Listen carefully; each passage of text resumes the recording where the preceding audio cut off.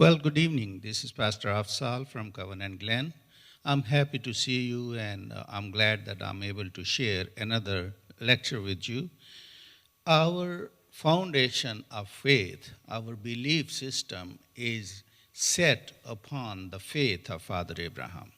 So before we go into Christianity, before we understand the other Abrahamic religions, we must understand who is the foundation of our faith. He's mentioned in the Old Testament, in Genesis chapter 12. We find Abraham encountering God or God encountering Abraham. And then throughout the New Testament, we have references about Father Abraham. So we call him Father Abraham. Not only we, but the Jews and the Muslims also call him Father Abraham because he is the first person in the whole world, in the whole humanity, to whom God revealed God's self. One true Almighty God, creator of heaven and earth, revealed God's self to Abraham, none other. So our faith in one true God, who we believe is triune God, Father, Son, and Holy Spirit, that faith was first manifested in Father Abraham. So Father Abraham, suddenly in chapter 12, first we have of Genesis, first we have the creation stories and all other stories and the flood story and the building of the Babel tower and scattering of the tribes and all that. And then on 12 chapter of Genesis, we see that God is talking to Abraham. And let me read a couple of verses and then we'll move forward. Genesis chapter 12. Now the Lord said to Abram, "Go from your country and your kindred and your father's house to the land that I will show you. And I will make of you a great nation, and I will bless you and make your name great so that you will be a blessing. I will bless you, those who bless you, and to him who curses you, I will curse, and by you all the families of the earth shall bless themselves." So here is the call. We call it call of Abraham, call to Abraham. Here we suddenly have Abraham, a man who God has chosen to speak to and reveal God's self to him. Why is that? Because Abraham lived in a land which later on we find in chapter 17 that God told Abraham that I am your God who brought you out of the Ur of Chaldeans. So we need to find out where was Abraham from? Where was Ur? And what is Ur? Is it a city? Is it a town? What is it? So first of all, we see Ur of Chaldea, and we see to have a better view of Ur of Chaldea, we need to see the map of the world. So let's look at the map of the world. As you see, there are all the major countries and all the continents, and this is our world. And right here, this is Saudi Arabia, this is Afghanistan, as we studied last time, and this is Iraq. So right here, there is a small area, there was a small area which was once the cradle of human civilization. We call it Sumer, and in the early 4th century, when the Greeks came to this area, they called it Mesopotamia. Can we have the next? Yes. So from the world map, we come down to a focused area, so we have better understanding. Here are the countries. Here is Europe. This is Black Sea. This is Russia. This is Caspian Sea. And on this side, from here, Syria, we see Syria and Turkey. So Turkey and Syria, and then Iraq and Saudi Arabia, and then Egypt. This is going to be the focus of our study for today. And this is Iran, this is Iraq, this is Syria. Over here, in the next map we will see, this is Holy Land, where Abraham came when God told him. Next map, please.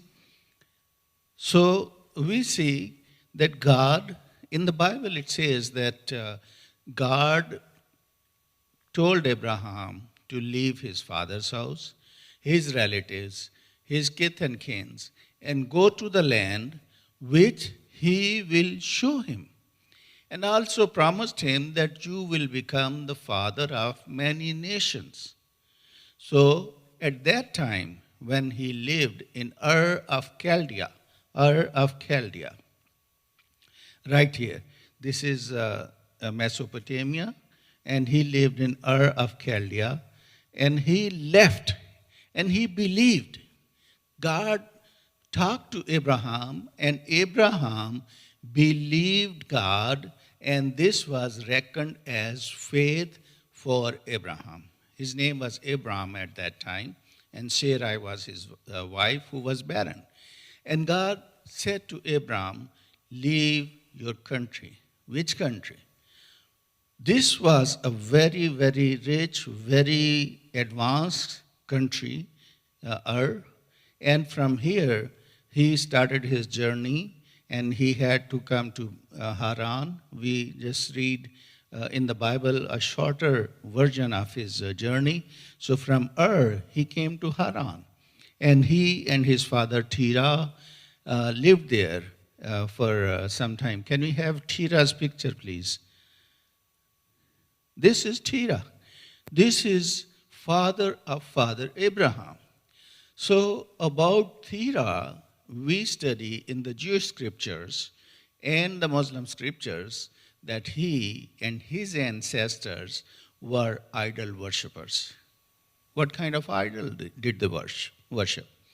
So they worshipped many gods, and then Abraham was the one who did not worship any of those gods. I will tell you the names of those gods.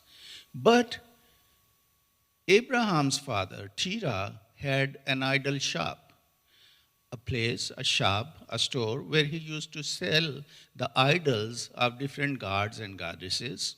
And one day, it's the Jewish scripture, Jewish story, that one day Abraham had to go take care of some business, and he asked Abraham to fill in for him at the shop while he was going to take care of his business. So he went, and when he came back, all the idols were broken, and they were laying upside down and all that. So the father was very upset, and he asked Abraham, what happened? He said, Dad, you believe in all these gods. These are your gods. You believe they are mighty and powerful and all that. So a lady brought an offering, and the gods started fighting over themselves, among themselves, who would eat that food of libation of that offering that the lady has brought. So as they were fighting, they got into a fight and they broke themselves. That's why they are fallen and they are broken. So Terah said, how is it possible? These are stones. These are wood. Gods made of wood and stone. How can they fight among themselves? So Abraham answered, yes, that is the point. That these are lifeless idols who cannot give you anything, who cannot breathe, who cannot talk, who cannot fight among themselves. So why do you believe in that? We must believe in one true God, creator of heaven and earth. So let's go back to the same map, please. So right here in Ur of Chaldeans, he heard God, he heard his call, and came to Haran with his father Terah. And about 7 years they stayed here until the death of his father Terah. And from there he came to Shechem and pitched his tent between Bethel and Ai. Bethel and Ai. And that's where he came first and started living. And from there he came down to Hebron. And he settled there for a long time. And most of his life was spent in Hebron. And when there was a famine in the land, in this land called Canaan at the time, or the promised land for Father Abraham, he had to go into Egypt and then come back from there with a lot of cattle, a lot of gold and silver, and his wife Sarai. So they came back, and again, he pitched his tent where he originally was, between Ai and Bethel. And then we understand that this is how Abraham answered his call without knowing where was he going, just believing that God is going to give him all this land. From the big river, it says from the big river, which is this river Tigris and this river Euphrates, and all the way to Egypt, all the way to the border of Egypt, including Negev desert. So he believed that, and he left his family, he left his relatives, and a culture that was the most advanced culture at that time. Can we have the map of ancient Sumer, please? So he was in the land called Sumer or Sumer. And this land is called the cradle of human civilization, ancient Sumeria, Sumer. And it's, as I said earlier, Elam is the ancient name of Iran. So this is all modern day Iraq. So he lived in Ur of Chaldea, which was the Sumerian civilization. And he was well settled, and he was well established over there. And God told him to live that well-settled life and well-settled lifestyle. We are going to talk about his lifestyle. What was the faith of his father? What was the faith of his family, his relatives, and all those people? And for that, we will look at the temple where they used to worship. And that was called Ziggurat. Ziggurat, please. Yes. This is a temple which was the home of Nanasin god. Nanasin. That was the moon god that was worshipped in Ur of Chaldean. And it was such a big complex. It had 3 levels. First one, second one, third one. The first level was the size of the 4 football fields. It was huge. 4 football field size platform.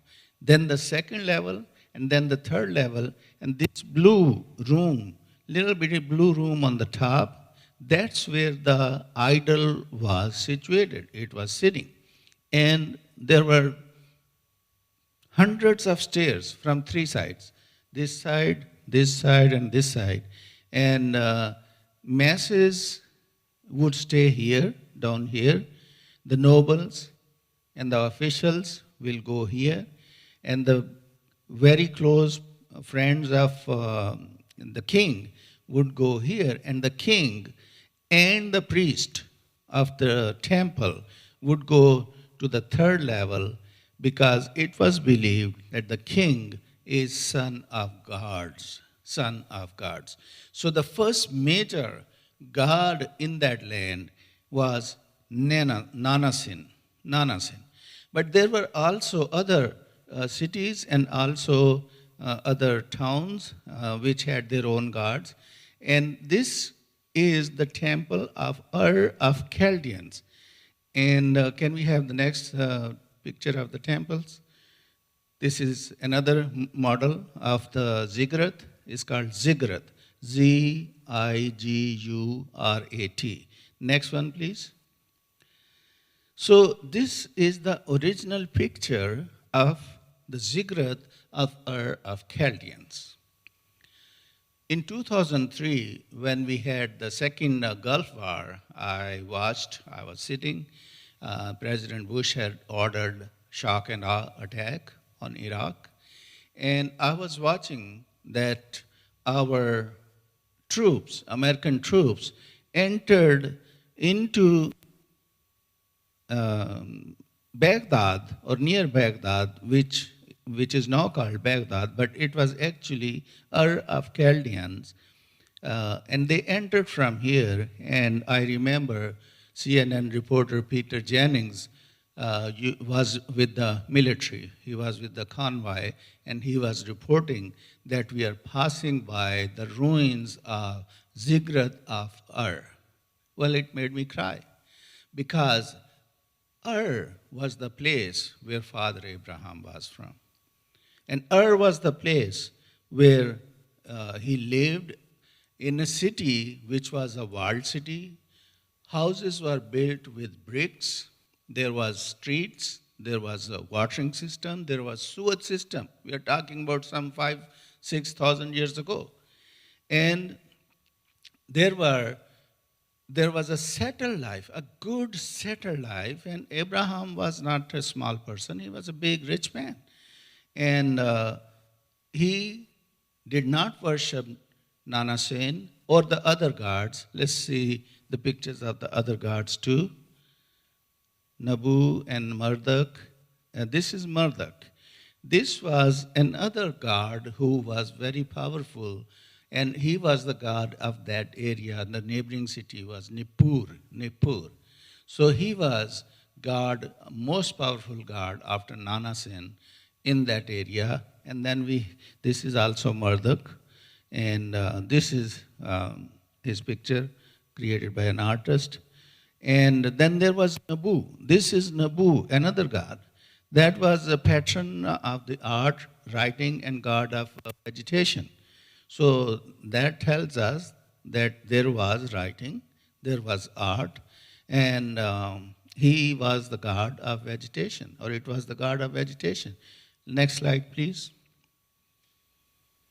This is Inanna. This is the goddess that was worshipped in that area.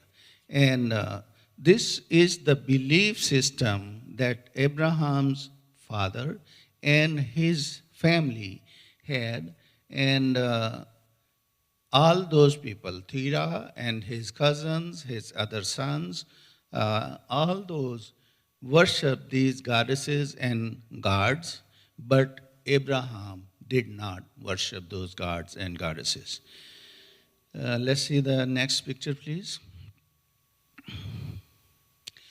So, in the previous slide, we saw that Nabu was god of writing and art and culture and this and that. That means the Sumerians were very advanced people. We are talking about some 7,000 years ago. And they are the one who invented writing, which was called Cuneiform. These are the tablets. These were wedged pens, and they made clay tablets, moisturized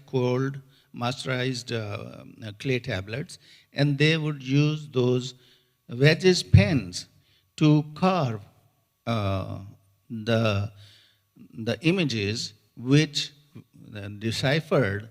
And in 1927, there was a big discovery, and 22,000 books of clay tablets were found in Nuzi. They are called Nuzi tablets. And we find out that the Sumerians invented writing, which is called cuneiform. They also invented many other things. What's the next one, please? The slide. This is cuneiform. Next one. Cuneiform again. As I said, thousands of tablets. This is a harp. This is a music instrument. So the Sumerians also invented music. So not only they invented writing, which is cuneiform, they also invented music, and they also invented the wheel, the greatest invention that the humanity ever had was the wheel, the wagon wheel invented by the Sumerians. And I don't know if they had not invented the wheel, what would we do today? We would not have cars, we would not have watches, we would not have computer, we would not have anything. So the Sumerians, some 7,000 years ago, the town of Father Abraham, those people invented the wheel. They also invented math. They invented math. The number was 1 through 6. The largest number was 6. No 7, no 8, no 9. So 1, 2, 3, 4, 5, and 6. So in that, up to 1 and 6, they created calculations, they created math, and they did equations of math, mathematical equations and all that. And they had schools. They had schools. Look at this. This is a school 7,000 years ago in Mesopotamia. They had children going to the school, and they had their tablets and their pens, and the teacher would teach them, and they would receive education. They also, not only they learned math, they learned music, they also learned astrology. These are the people, the Sumerians are the people who also studied the stars, and they studied the moon, their movements and all that, and they invented astrology. And they are the one who wrote down the rules and the regulations and the circles and the cycles of all those stars and their movements and all that. So they also invented the sailboat. The boat we have now, that it has developed into a very, very sophisticated, very modern cruise ships and plane carrier ships and warships and all that. That was invented by the Sumerians, the sailboat. And what's the next slide? Or this is the last one. So is this the last one? Okay. So these are the inventions of the Sumerians, and these are the things that Father Abraham and his wife Sarai, or Sarah, were enjoying. So they were living in nicely built brick houses, and they had a good lifestyle, a settled lifestyle. I mean, they were over the time frame when the nomads used to travel, like from one place to one place to the other, wherever they found food, wherever they found some animals, that's where they lived, mainly by the rivers. And the rivers that were creating for vegetation in that area. Can we have the map of Fertile Crescent, please? If possible. The green one, please. So this one is, all this green area is green because it had cultivation, it had vegetation, and it had agriculture.